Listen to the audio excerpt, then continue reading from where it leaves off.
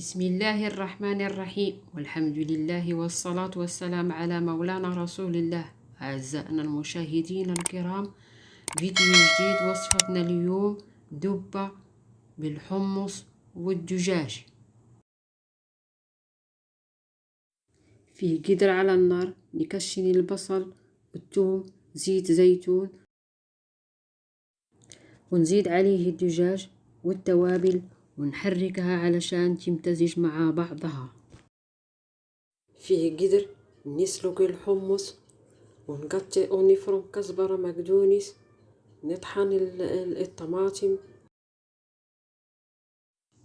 ونقشر الدبة ونغسلها مظبوط،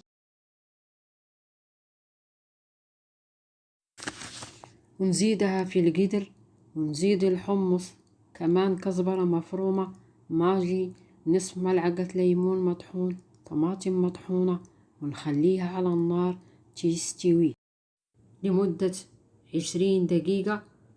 وبعدين نزيد شوية معجون طماطم.